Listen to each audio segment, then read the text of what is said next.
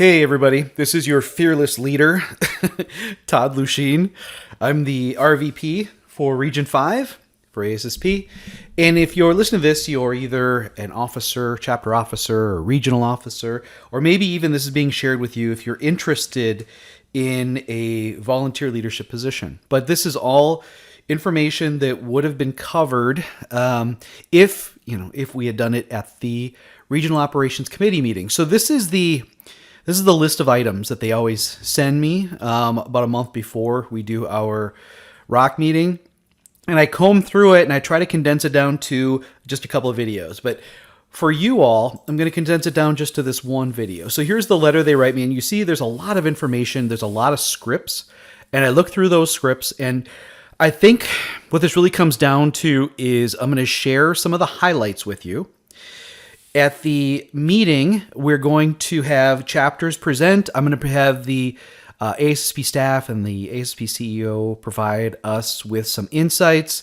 We're going to have their web designer, Mark, take us on a demonstration and help us out. Otherwise, it's going to be the chapter leaders presenting. So the first thing I want to talk about is the key chapter dates, of course, because I'm trying to help you guys out, right? So this is kind of starting at the beginning of the year when you have to do your operationals plan. So as you transition, you have your board elections or your leader elections.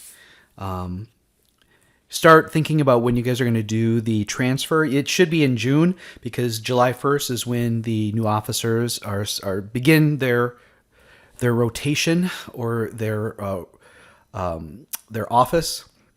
And by August 15th, we have to have this annual operations plan uploaded to the Compt. If anybody needs help, I've got your links for the Compt, or we can talk to Jerry and get that done for you. If your chapter, file tax, your chapters are under $50,000 in revenue, so it's not what you have in the bank, it's $50,000 in revenue. So if you've taken in over $50,000, you're supposed to file taxes as a chapter, otherwise ASSP does it for us. And then also there's a receipt of chapter filing due to the chapter filing taxes. Okay, so that's August 15th. So let's reverse it now. So May 31st is our next big due date where we have to have our financials audited and submitted to our Compt. Regions send their reports to the chapter services. So that's me. I'll do that for us. Or actually Chris and I will. Your leadership form. So who's going to be who's in all of the leadership roles needs to be decided and uploaded to Compt by May 31st. So that goes really fast. But if you're like me, I procrastinate. May 30th, I'd be uploading it. But let's talk about it at the ROC meeting. June 30th is when the June 30th is when you have to have everything into your Compt. That's when the deadline it closes, and then they tally it up, and then we recognize which chapters have achieved what level. But I think through planning, in July and August, we should be in a good position to maximize our points.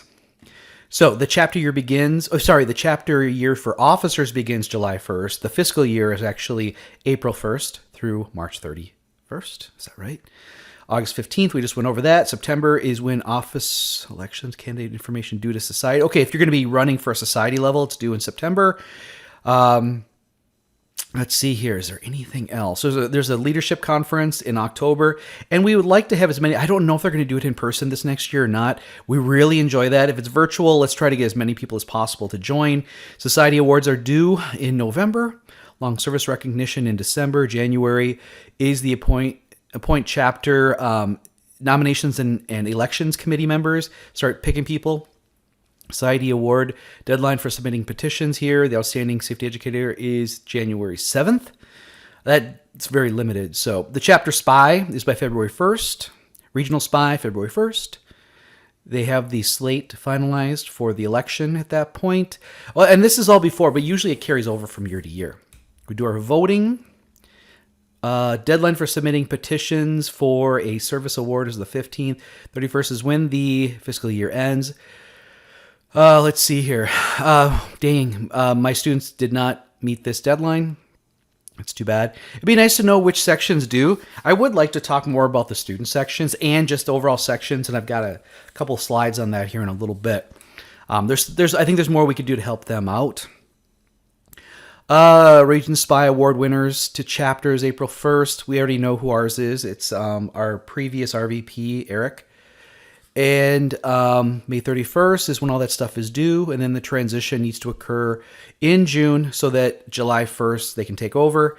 And it'd be great if we could see some of you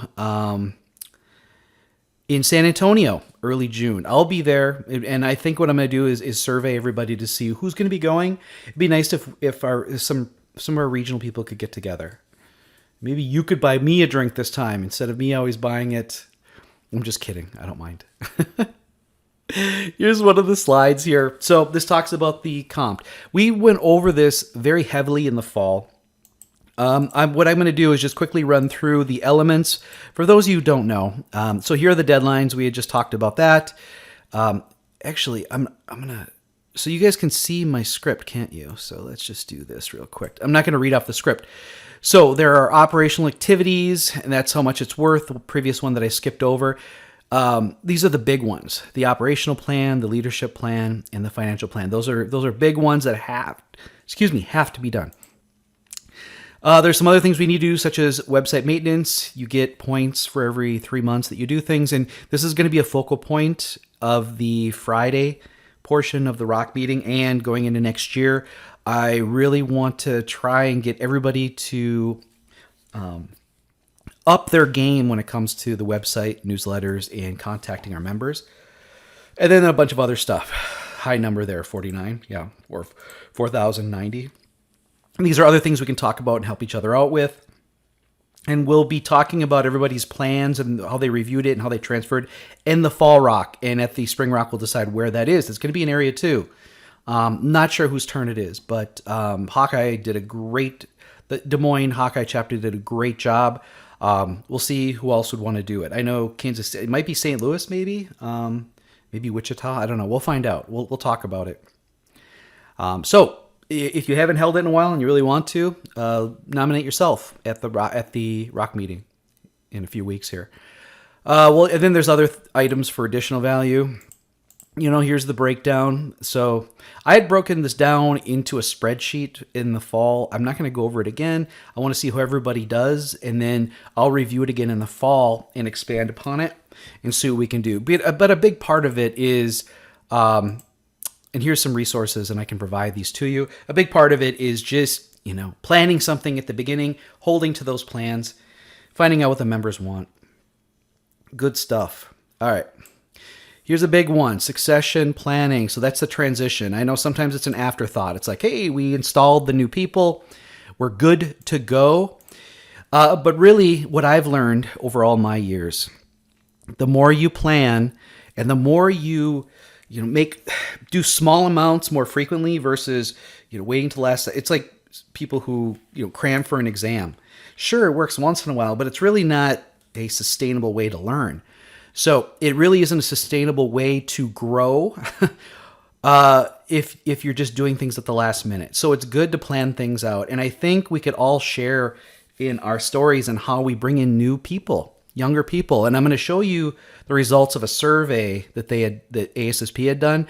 And our average age of members is too high, man. We got to bring that down. We need some younger members. And hopefully we can find people who really believe in serving, the greater good, which would be the profession, and that through ASSP. So the planning steps talks about inventory community needs, tracking potential, engaging members, and showing appreciation. Sure, we do those things, but I think where we maybe could do better is to engage the members, to identify who might be interested in maybe smaller roles, and then letting the people who get their feet wet, if you will, those who are excited, let's get them into the higher roles, but they need to know what it is. And so we need to be really honest with the amount of time and effort it takes and not rely on one or two people to do the same things every year. Eventually, they're going to want to enjoy their retirement, right? So we got to see, we need to have a real discussion in February about what are the open positions. Should have already been talking to people all fall into December and January through social events and talk up, why you like to serve, what enjoyment or value do you elicit from your position with ASSP? As far as the required skills, you can look at the bylaws, not fun, but I think talking to each other, and if I can put together a series of videos that updates and really talks about it, what I might do is actually have different members. I think that's what I'll do. I'll have different members volunteer to share what they believe the skills need to be, and then leverage existing resources. So this is all good and fine, but really it really comes down to is, yes, we need to thank people when they do show, thank people when they ask questions, and we need to identify those candidates who may need just a little nudge to volunteer. That's what happened to me years and years ago. I went to a meeting, I brought some students, I sat next to Rick Pollock. Rick Pollock opened doors for me. He wasn't even the president yet. He was just chapter leadership and had served on different committees in society at that time. That's all it takes. Take someone under your wing. I'm constantly, as a professor, trying to get students to join. I'm actually requiring it now, but I think I could do a better job if we held more events on campus and really talk to students what it's about, because we do need to, what do they call it? Articulate students into full members when they graduate. So let's talk about section management, because this isn't something that I think that I've known much about. When I read this, I'm like, oh crap, there's more we could be doing. So we do need to supervise and provide mentorship to our sections. So those are our student sections. In our region, we do have 2 other sections, and I want to find out what they need. I know I've spoken with the group out of the Dakotas, but I'm not sure if I spoke to the one. I got to see where the other one is. Off the top of my head, I can't remember. This is what they're required to do. Meet as an operating committee at least 6 times per year. Cooperate with ASSP, offer at least 4 meetings that help members. And I think what we might have to do is actually go to them in some way, shape, or form. And that's one thing that I make sure that I do is provide students with. But the thing is, I got to drag them to meetings. I required it for one of my classes, and they loved it. And actually, the most recent meeting for the Wisconsin chapter, at least 2 of my students attended it. And so it's a low percentage yield, but at least it is working. So we need to invite more people to more meetings or more opportunities if they express interest and they can see what it's like to sit in a chapter meeting. And that's another thing I do with my students. I have them come to a chapter meeting when it's on campus so they can see what it's like, that it's pretty relaxed, but try to include them and have them ask questions. This is interesting. Allocate at least 30% of the section members' chapter dues for the section. I didn't know that. We don't do that for our student section. Our student section has been sort of autonomous for a while. I'd like to know what other chapters do. So this is going to be a big question that I'm going to be asking everybody at the ROC meeting to find out what sort of financial support are we providing our sections, if any at all. Yeah, and we should include them more in our planning and transition stuff too. We never really thought about that. For students, it's hard. It's summertime, they're interning, or they're laying on a beach somewhere, or hanging out in the arcade. But we should find ways to get them more involved and to include them more into our chapters and our newsletters and everything else, and see if, instead of having them do it all on their own, maybe we could give them a page on our newsletter and they could recognize former students or current students or whatever it might be. And so, yeah, I'm more talking to myself on that, but if anybody does that now, let's talk about that, because I think that is very important. The last portion of this presentation is the lessons from a survey that was conducted in 2022. I think the last one was in 2019. And they went over this with me, with a bunch of us, to talk to you. And so this is interesting. They surveyed current members, lapsed members, and either customers or never members. So people have never joined. And I think that was good. I really would like to see them at each answer, how all their answers compare. They did some comparison here in these slides, comparing to 2019. I don't know if I remember that at all. But there is some interesting insights. So first, and this is kind of hard to read, and I apologize for that. Here's 2019, what the numbers were. As far as participation and value, you can kind of see how that runs down. But here's the thing. It says 2019 63, but I don't know. I'm not sure what they're getting at here. It's kind of confusing to me. You know what's interesting? So we're gonna look at this slide on the next slide. Then we're gonna look at this slide, and then we're gonna go to the actual raw results. So current member profile. About 38% of our members are active. I think some of you in the chapters would say, really? But then again, this may be, I don't know for sure. I don't know if this is part of the survey or if this is, what do you call it? Part of the survey or out of the raw data. So not sure what it is. Obviously what it looks like, to me, it looks like the people who took the survey. And the people who took the survey tend to be more in the management level, tend to be white, tend to be male. It's interesting that they, break 2/3 to 1/3 here. They're highly educated and they have a lot of experience. We definitely need more diversity. And I think that's what the whole purpose of the DEI committee is all about. So what do current members want? The reason for joining was professional development, number one. And why'd they stay? For professional development. They looked at lapsed members. And why did they leave? Well, somebody else wasn't paying for it. They didn't see enough value. They just couldn't participate. They joined another organization, not enough chapter events, or it just wasn't relevant anymore. These are all valid, responses. So after that, what I'd like to do is scroll all the way down to the actual results, because this is the nittiest of the gritty. Top reasons for joining. So professional development was number one, 55%. But how does that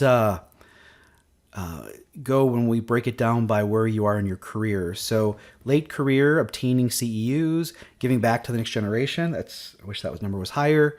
Mid-career, CEUs, help with career advancement. Early, to build a network, to recommended by someone, help with career advancement, get involved in local chapter, build my resume. So I think there's a lot of value that they see. It's just, I think we need to go to them or provide to them more, this is how you do it.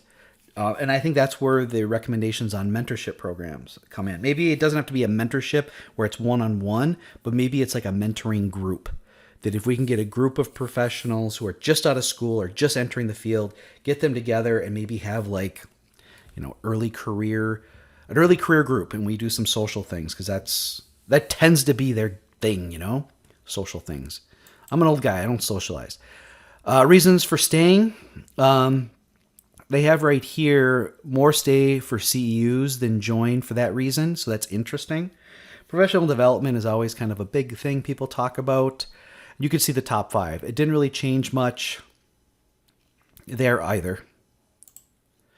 In this group here, what it shows is benefits from the perspective of what is the value versus did you know about it? And they didn't. So the educational content, we need to grow more awareness for what we have, specifically for webinar and stuff like that.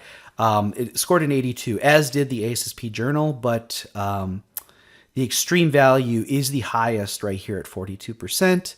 For our publications and standard content, still very high, 82, 75, 76. That was an 82 too. Still very high. These are things that people had indicated they wanted. The lowest is the ASSP online community. I tend to agree with that. I find it kind of confusing. Not really worth the time or effort. I spend more time in LinkedIn. But wouldn't it be good if we could get more discussions going within our chapters and with our sections? And I do things with, my senior design class, with interviewing experienced safety professionals. Maybe we could find a better bridge to get them into, joining after they graduate or staying a member after they graduate. by providing both, face-to-face educational content, but maybe social support as well. And it doesn't have to be students. It can just be people who are new to the field. Maybe we can help usher them into quality education versus, some of those diplomas out there aren't worth the paper they're printed on. And if anybody wants to hear who they are, ask me. I'll let you know, and I'll explain why. So as far as member benefits, continued networking, that's a big one for me. I really like the camaraderie we all have. Though I know when we all get together, I'm not a party animal. I don't stay out late because I'm an introvert, but I do enjoy the time we spend together and listening. I like to listen more than I like to talk. Member discounts in education, that's an interesting one. There are different offerings, and I'm going to have the ASSP staff go spend time on that. What is available to us? Where can we get discounts? Again, what more can we get from our membership dollar? It'd be neat to have a graphic on that too. So, what are the top challenges? Number one, lack of qualified people, labor shortages resulting in more hazardous. I'd also say, undereducated or unknowingly ignorant in some areas and how to practice. Totally agree with that. COVID did affect us, still affecting some industries like education, focusing on safety activities beyond standard compliance. Anybody who focuses just on being OSHA compliant, you're kind of missing the point of what safety really is. I'm adding all kinds of undertone stuff, aren't I? Tell us how you really feel, Todd. Finding and recruiting diverse qualified candidates. Yeah, indeed. All these things are important. And I had participated in this thing that ASSP was hosting, and I wasn't really sure. But some of those things came out of it. This is kind of a personal, or the work you do as far as what you need. And I think that depending on where you are in your career, some of these things are more important than others. And by throwing them all together, I think it does a little bit disservice. I think it should be sorted. As far as certifications, CSP is the highest. But the thing is, as you get late in your career, I'm hearing more and more of my peers kind of I don't need this anymore. And so they letting things lapse. And it'd be interesting to find out why they let it lapse or at what point in their career it lapses. But anyway, this is the list. By sector, I can't really see the things that are yellow. Energy sector has a lot of CSPs, as does insurance. What's this? CIH, consulting, Indeed, education, energy. I don't know. It kind of just shows some highlights of where things are. Construction, safety management specialist, and STSC way up there. You would think the construction, as well. Interesting.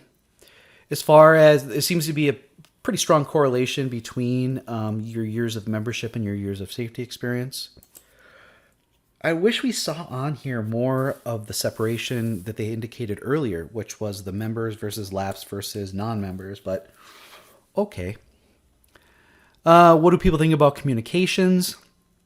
I apologize, but I think a lot of my ASSP emails go to junk mail, and I got to go dig it out.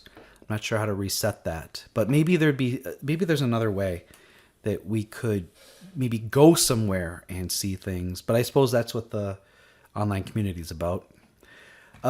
Maybe we can talk about that too. I'll ask the staff to talk about that, of what we could do to possibly lower the amount of emails and all that other stuff, that maybe we could get a Cliff's Notes, or there's another term too, where you get a summary of something. Okay. Regulatory updates are number one for the type of information. Professional development opportunities. These are pretty much a high top tier.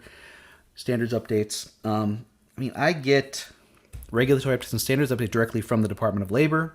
I don't know about you guys, but you can sign up for that and get those blasts. It'd be nice if it was always in the Professional Safety Journal too. But upward and onward. As far as satisfaction, okay, we've got the members lapsed and never. So, is that a significant difference between the three? I don't know. There's professional fulfillment, personal fulfillment. And so, pretty close together, I think. Members tend to be pretty fulfilled. As far as compensation, we're a little bit higher, especially a lot higher than the Nevers. And that's a personal opinion, personal view. And then work-life balance, our members have the lowest, but sometimes it's difficult to qualify work-life balance. I don't think I have it, but I'm not. I think the more time I have to idle, the more time I idle. This was a confusing result about net promoter score, so I'm not going to talk about it. All right, ladies and gentlemen, that's what I had wanted to cover from all of these things, and I kind of skipped over a few things because I'm going to have our ASSP staff and our CEO talk about some of the highlights of these things, but here's what it boils down to. Let's put a picture of me back up. Here's what it boils down to. Once we get past the selection of our new leaders, we need to report that stuff, and we need to be able to. We need to finish out the year strong. Basically, everything has to be uploaded. Well, the big things are uploaded on 31st. The comp, everything else for the comp has to be uploaded by the 30th. We really need to be talking about that and make sure everybody gets that done. Come July 1st, we need to have a plan in place to go through a succession plan, and that I think we need to include our section leaders as well. Talk to them prior, find out who their leaders are and what we can do. I'm already efforting to get new officers for my student section in April, so that by May we can express who they are, and I'll try to do a better job of including them in more of the chapter business. Then in the summer, you should be going through all kinds of planning, looking at previous year's comps, New Year's comps, and I'm going to try to provide more regular content, both through a newsletter format and through the regional website. And I'm going to ask my area directors to more regularly touch base with all the chapters, each month to find out what's going on. And I will try to attend any sort of virtual meetings that you have. There's so much going on. I think what I'd like to do is just, once we get the year planned out, get it all together in one spreadsheet. And then the area directors and I and the deputy RVP, we can kind of figure out which meetings we can follow up on or go to. And then I want to start tracking also the topics you guys are presenting as your technical meeting and who the speakers are, and then follow up to find out what you guys thought of them. Can we start sharing things? So yeah, and all this is going to be done through regular updates of our websites and a more streamlined version of a newsletter. So there I am on the screen. I'm going to take her down that, what is it? Is it a quarter mile? Is that what he drives? A mile? I don't remember. Anyway, Fast and the Furious guy. All right, everybody. I hope to see you all at the ROC meeting. If not, reach out to me anytime. And if you guys have ideas, let's start filtering those as well. Whether it's like an office hour that you guys like to have like on a monthly basis or something, or just some form of communication or support, let us know. All right. Thank you for your service, everybody.